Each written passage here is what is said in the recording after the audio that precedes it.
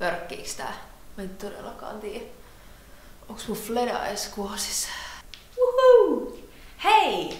Ajattelin pistää teille nyt vihdoin video tulemaan. Oon lupaillut tehdä sitä ehkä 100 vuotta. Mä oon ostanut jo mikinkin vaikka kuinka kauan sitten ja itse asiassa ostin kamerankin sitä varten uuden, että saisin vähän parempaa matskua laatua aikaiseksi.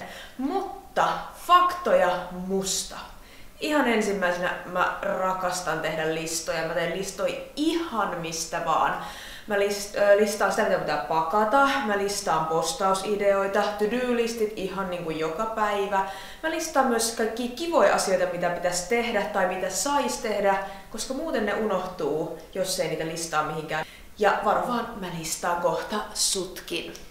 Maksalaatikko, se on musta oikeesti hyvää. Niin kuin ihan oikeesti. Sitten mä oon tosi hyvä kaikissa kädentaitojutuissa, mutta mä en ymmärrä miksi mä en ikinä ole oppinut tekemään ranskalaisia lettejä. Ja mä oon oikeesti harjoitellut, mutta siitä ei vaan koskaan tule mitään. Mähän on aina pienestä työstä asti rakastanut legoja ja nyt tälle aikuisiällä mä oon bongannut nää Legon yllärikeräilyhahmo-setit. Ja näistä siis tulee semmoista pienissä pusseissa, mistä ei koskaan tiedä mitä kivaa saa. Niin nämä on vähän niinku Kindermuni ilman suklaata. Ja hei, niistä saa legoi. Ja mähän yritän uskotella, että tää on mun ja Johanneksen juttu.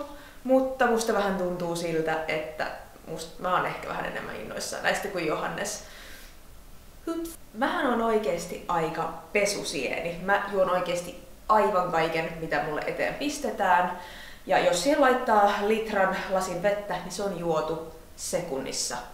Mä oon semmonen likka, joka rakastaa lukuja ja matikkaa. Ja lukiossa matikka oli ihan mun lemppari. Ja silloin cheer-aikoina, kun oli kisat ja lähdettiin kisareissulle, niin mä kisojen edeltävänä iltana rentouduin sillä ja hallitsin jännitystä, että laskin matikkaa, pitkän matikan tehtäviä. Ja mähän sitten loppupeleissä kirjoitinkin 60 pistettä pitkästä matikasta YO-kirjoituksesta, eli täydet, ja L pamahti. Ja se tuli kyllä itse asiassa yllätyksenä aika monelle, niin opettajalle kuin mun koulukavereille, koska mä olin siellä kurssilla aika kujalla oikeesti. Mutta kova työ, kovat tulokset, sillä lähtee. Ja meillähän on vieläkin Maul meidän kirjahyllyssä, siitä en luovu. Yksi asia, mistä mä oon tosi surullinen, on se, että Battlefield Heroes lopetti tuossa viime vuonna. Siis se oli siis semmonen perus räiskintäpeli, vähän silleen huumorilla ja rennolla fiiliksellä maustettu, mutta mä olin siinä aivan jäätävän hyvä.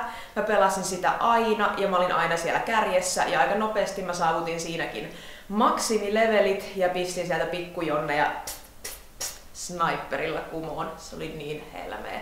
Miksei sitä enää voi olla CS:ään mä en lähde. Se on kuitenkin aika eri maailmasta. Mulla oli pienenä addiktio lehmiin, mä en tiedä miksi, mutta mä keräsin kaikki mahdolliset lehmäaiheiset asiat, oli sitten kyse vaatteista, pehmoleluista, koristeesineistä, astioista.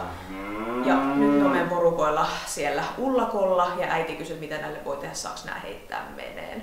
Mun lempilelu pienenä oli myös Lallilehmä, joka oli mulle superrakas ja se hävisi kerran 5 päiväksi. Ja jumankekka sitä itkua. Sitten se löytyi jostain aivan pimeästä sohvankolosta. Mutta onneksi löytyi. Mä oon ollut 2 kesää töissä, tasapaino lähtee, paperitehtaalla ja toisessa tuotannon puolella, eli duunarina, mä ajoin siellä semmoista isoa nosturia. Ja niitä isoja raakapaperirullia, jotka painoi niinku tonneja. Se oli helmeä. Nyt kun mä näitä faktoita jauhan, niin mä kyllä totean sen, minkä mä kyllä aina oon tiennyt, että mä oon kyllä tämmönen sekoitus prinsessaa ja tämmöistä poikatyttöä. Mä tykkään, että on vähän actionia. Tavallinen on tylsää. Mun salainen supertaito on lasin tunkeminen mun suuhun.